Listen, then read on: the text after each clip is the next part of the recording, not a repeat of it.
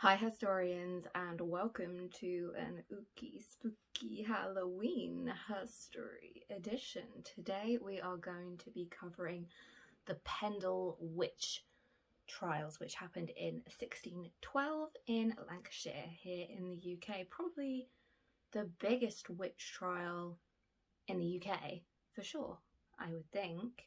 Sorry it's been a while since I've posted. I got married and I've been finishing my masters, so there's been a lot going on. Just a quick few things before we continue. If you are looking for a very quick Wikipedia recitation of the Pendle Witch trials, you are not going to find it here. I go a lot more in depth with stuff, and season 4 of The Crown is written, it is done. I just need to film it and upload it, so that will be coming very soon. Without further ado, let's get into the Pendle Witch trials. It's 1612 and a woman's own daughter denounces her mother as a witch publicly in court. Jeanette Devis was a key witness that saw 10 members of her own family sent to death. But 10 years later, she'd find herself standing in the same dock, charged with the same offence. This is the story of the Pendle Witch trials, and how a 9-year-old beggar, whose story would have otherwise been lost to history, would become an integral part of some of the most chilling witch trials known to the UK. When King James I was on the throne in the early 1600s, fear of witchcraft and Satanism was at an all-time high. This was the age of the Malleus Maleficarum, the King James Bible, and demonology. When the king himself is writing books on witchcraft and demons, what hope do the common people have of thinking rationally?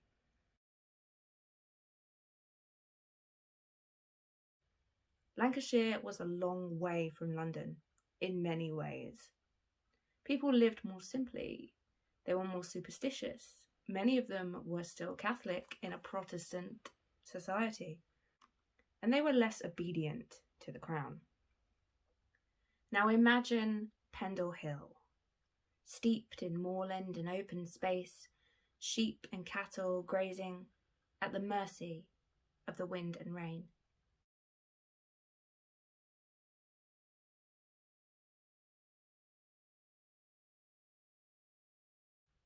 In 1612, 9-year-old Jeanette Devis lived in relative obscurity with her grandmother at Malkin Tower, which wasn't a tower.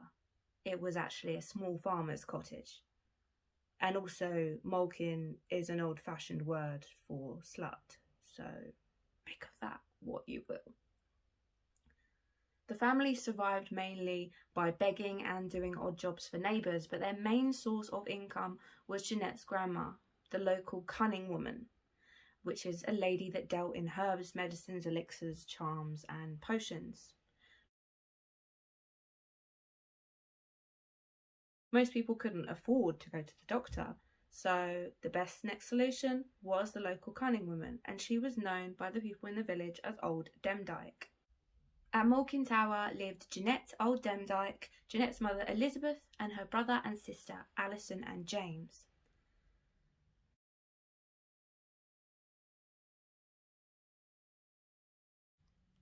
Also in the village was another cunning woman who lived nearby called Old Chattox.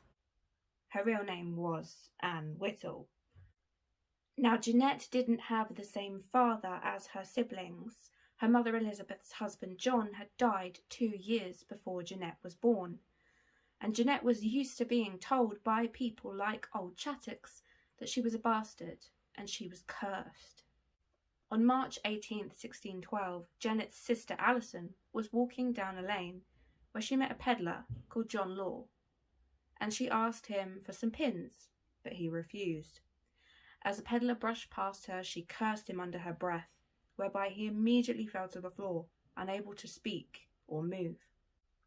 From what I've read, the historical descriptions of John Law's illness, it sounds very likely to be a stroke. Could have been brought on by a surge in blood pressure, as Alison called him names as he walked away, but it's likely just one of those coincidences. But Alison was utterly convinced that she was to blame. The pedlar's son reported the incident to the local magistrate, Roger Nowell, who began an investigation. Alison confessed everything, but also accused old Chattox of killing 4 people and of making clay figurines to bewitch people. Chattox and her daughter Anne Redfern pointed the finger right back at Demdike and her family.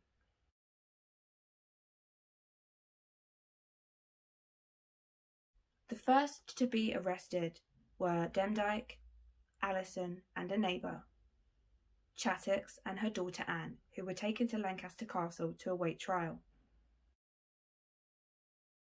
On the 10th of April 1612, Good Friday, the king had ordered that everybody be in church, but the Devises instead decided to throw a party. Probably a Catholic gathering, but that's purely speculation on my part. Local Constable Nicholas Bannister obviously reads this as a disgusting gathering of witches, so he busts in there with his men to see what's going on down at Malkin Tower.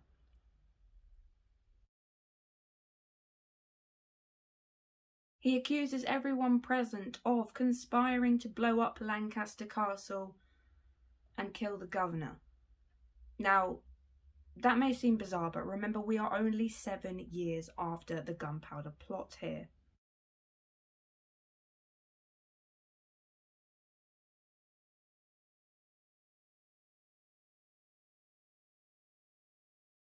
Catholics equals bad, equals seditious, equals rebels, equals like to blow things up. Everyone present was arrested except for Janet. Among those arrested were Alison Nutter, from a respectable land-owning family, her sister-in-law, her nephew and a friend.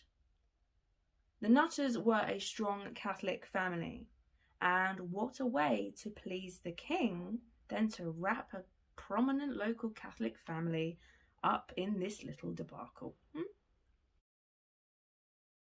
Inside what is now known as the Witches' Tower at Lancaster Castle were Elizabeth Southerns, Old Demdike, Elizabeth James and Alison Devis, Anne Whittle, Old Chattox, her daughter Anne Redfern, Alice Nutter, Catherine Hewitt, John and Jane Bulcock, Alice Gray, and Jeanette Preston.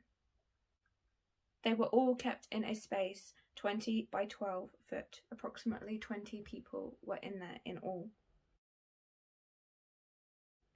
We don't know where Janet spent the next 4 months while her family were imprisoned, but speculation that she was under the protection of Nowell would make sense as to why and how she played such a vital role in things to come. Under the King's law, women and children were permitted to testify in cases of witchcraft because it was considered high treason against the king and the crown and God. Almost everything that is known about the trial comes from Thomas Potts's book, The Wonderful Discovery of Witches in the County of Lancaster. A supposedly verbatim account by the clerk to the Lancaster Assizes Court. It was published in 1613 and declared to be truly reported and fit and worthy to be published. It doesn't specify word for word what was actually said, and it is important to note that the book was dedicated to a man called Thomas Knivet. He is the man credited with apprehending a certain Mr. Guy Fawkes.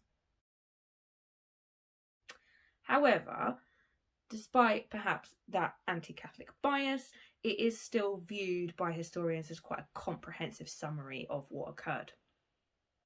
The Pendle Witches were tried in a group that also included the Samsbury Witches, Jane Southworth, Jeanette and Ellen Brearley, the so-called Padiham Witch, Margaret Pearson, and Isabel Roby from Windle. We won't go into the Samsbury Witches because that is a story all in itself. Janet Preston went to Yorkshire for trial on the 27th of July 1612. She was found guilty and sentenced to death and was hanged only 2 days later on the 29th of July. Next up were the Pendle Witches, and on the 18th and 19th of August 1612 they were sent to the courtroom at Lancaster Castle for trial.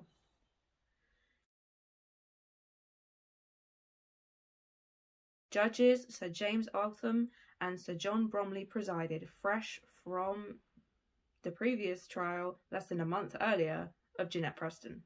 Granny Demdike unfortunately never made it to trial, as she had died beforehand in that tiny, miserable cell. Mother Elizabeth was not in the least contrite and would admit absolutely nothing. She was absolutely furious that she had been accused of these things. So the prosecution played their trump card, little Janet. So scared of her mum's anger. When Janet was pulled into the courtroom, her mother Elizabeth screamed and shouted, "Janet, what are you doing?" And Janet asked for her mum to be removed, or she wouldn't speak.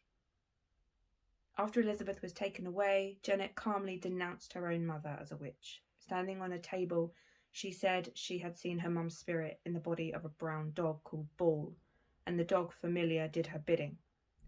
And one of Elizabeth's requests was for the dog to help her kill John Robinson, James Robinson, and Henry Mitten.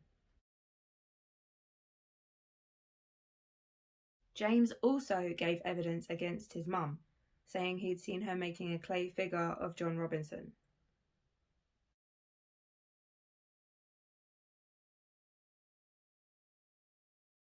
Janet described the party on Good Friday as a meeting of 20 witches and said that James had stolen a sheep so that they could all eat.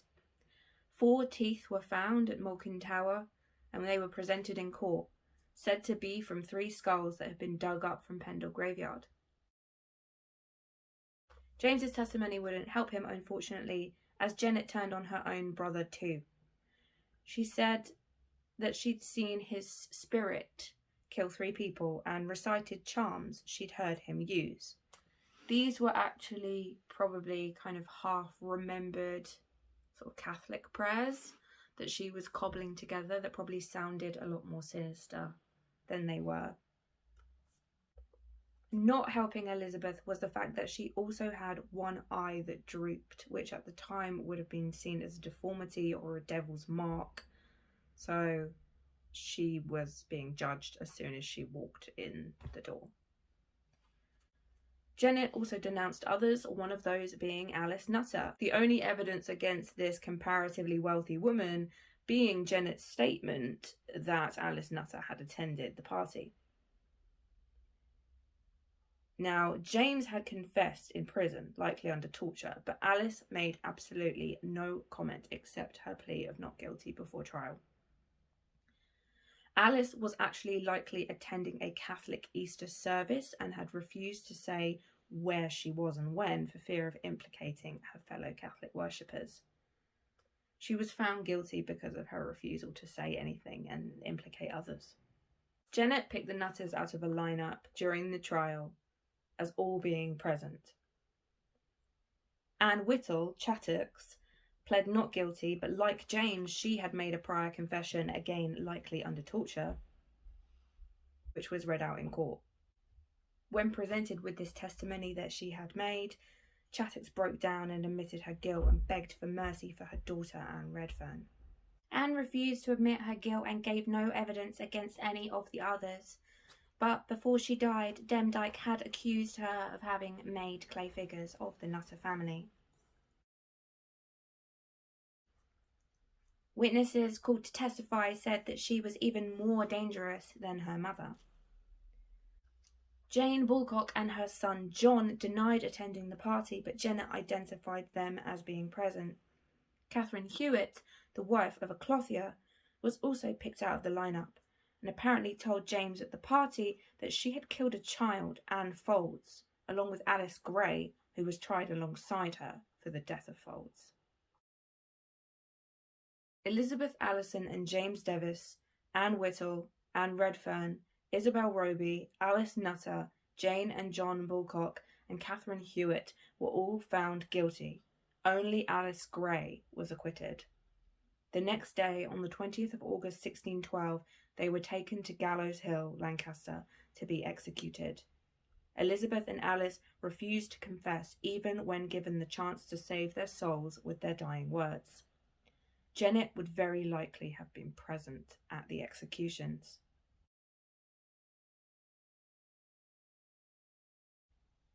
So what happens to Janet? We don't know what occurred right after, and it's very unlikely anybody in the local village would trust her enough to take her in when she just sent her entire family to the gallows. Janet giving evidence did set a precedent for children giving evidence in trials of witchcraft, though, and the case was cited in Country Justice by Dalton, which was kind of the how-to guide for local magistrates on how the law should be applied and how trials should take place.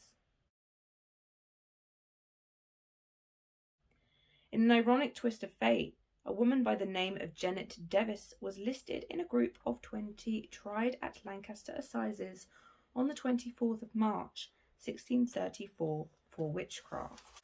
We don't know for a fact that it's the same person, but she was accused of murdering one Isabel Nutter, and how many Janet Devises can there be in Pendle village that are embroiled with the Nutter family? The chief prosecution's witness was a 10-year-old boy, Edmund Robinson. He had implicated the 20 people of bewitching him as a reason for him being late home one night. It was wild. They turned into horses, they put him on the back of the horse, they rode him into a barn, they were doing some chanting, food rained from the sky, he met a man with cloven hoofs, and instead of going, "Don't be so stupid," his parents went, "We must tell the magistrate that is a valid reason for being late home."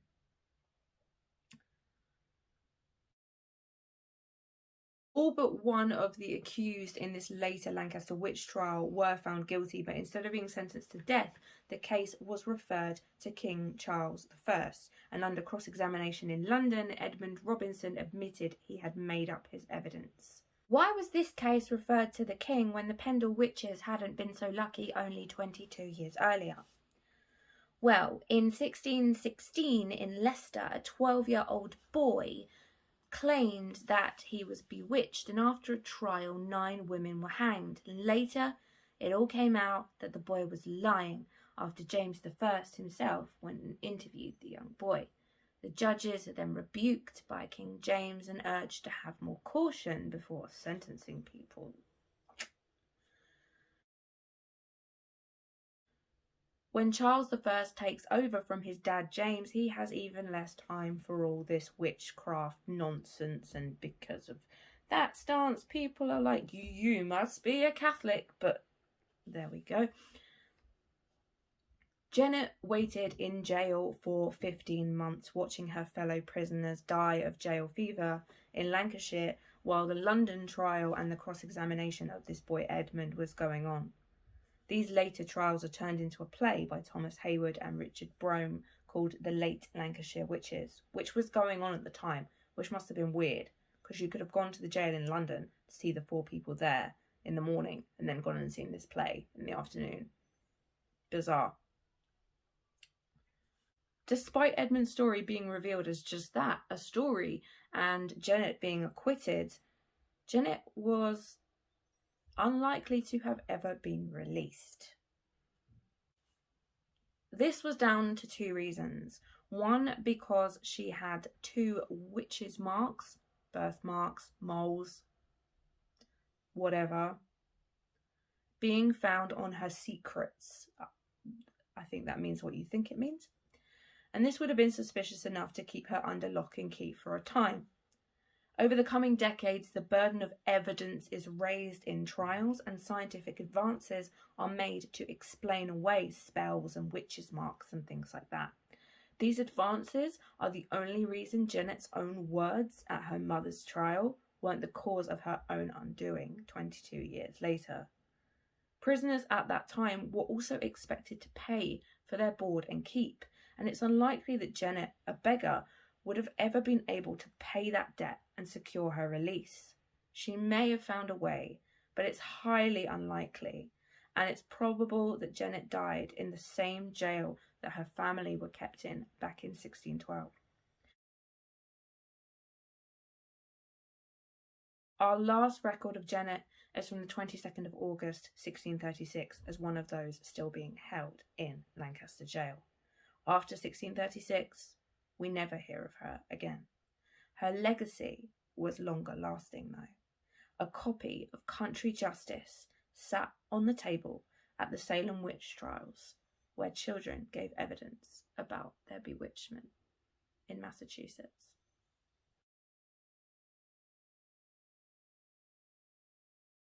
Fun facts about the Pendle Witch trials, if you can call them fun facts.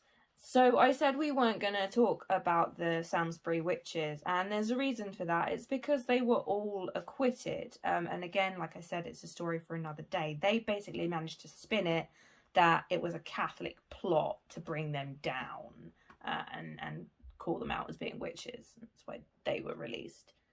The Pendle Witches were accused at trial of all of the following things and more: laming, causing madness, 16 unexplained deaths, some going back decades, bewitching a neighbour's horse, keeping familiars, making clay figures, holding witches' meetings on the Sabbath, conspiring to blow up Lancaster Castle and murder Governor Thomas Cavell, flying around on horses, killing a horse by riding it to death, bewitching a neighbour, and turning beer sour, amongst many other things. The Chattocks and the Devis family had beef that went way back. It started when one of the Chattockses broke into Malkin Tower and stole goods to the value of £1 whole, which today is about £100. Old Chattocks then cursed John Devis, Elizabeth's husband, and he had to pay annually in oatmeal for her protection. The 1 year he couldn't make payment, he grew ill and died. Thomas Potts actually reports in his coverage of the trial how much Old Demdike and Old Chattocks really hated each other, and that they were just kind of throwing accusations back and forth. Pendle has leaned into this aspect of its history and used it as a boost for tourism. So local shops are absolutely packed to the gills with witchy gifts. Pendle Witch Brew is made by the local brewery, and there is a trail running from the Pendle Heritage Centre right the way to Lancaster Castle. The local bus company has also named some of its vehicles after the people that were tried, and Pendle Hill hosts its own Halloween gathering every year. It's probably happening right now. In 1998, the UK Home Secretary Jack Straw was petitioned to pardon the Pendle Witches, but it was decided that their convictions would stand. Why? The novel Good Omens by Terry Pratchett and Neil Gaiman features several witch characters named after the Pendle women. The angle might be a little bit off here because my camera fell over, but I'm so nearly done, so just bear with. A life-size statue of Alice Nutter by sculptor David Palmer was unveiled in her home village of Roughly, and the date 1612 has been installed in 400-foot tall numbers on Pendle Hill by artist Philippe Hanford.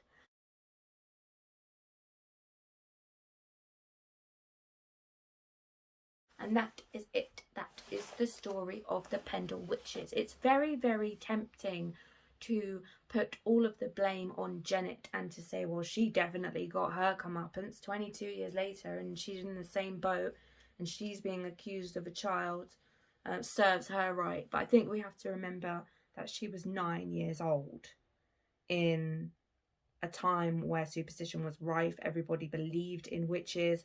Her granny worked as a healer. She worked with herbs. She worked with medicines, charms, incantations. So witchcraft may have seemed very real to her and also very confusing, because it was kind of like, well, that is what my granny does. But you're saying that's bad.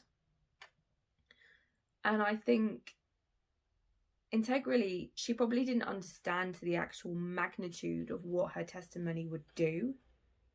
She was probably just reciting lines that were given to her and told, you have to do this or you're going to be in terrible trouble.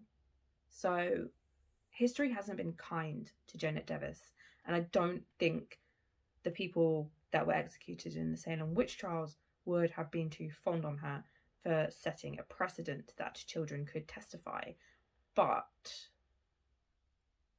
I think we have to view this with a bit more of a sympathetic modern eye and just say the whole thing is horrible all round, and Janet is as much of a victim as everybody else here. Let me know what you think in the comments below, and let me know who you would like me to cover in the next installment of Herstory. I'm gonna go and have dinner with my family now because I'm visiting my family in Devon, so I will be off.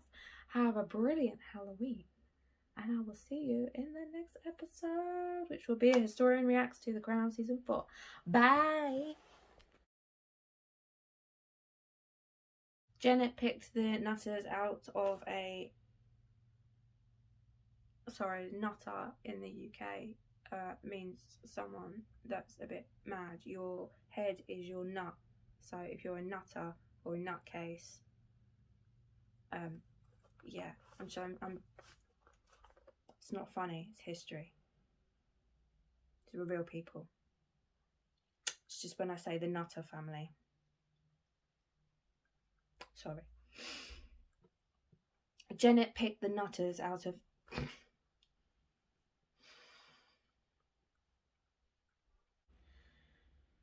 Elizabeth, James and... Elizabeth, James and Alison Demdike. No, that's the shit. The only evidence against this... The only evidence... When King James I was on the throne in the early 16... What the fuck are you doing?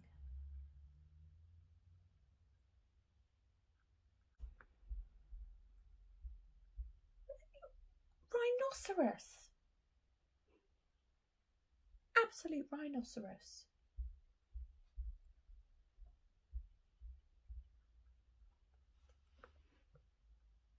Oh, brick feet.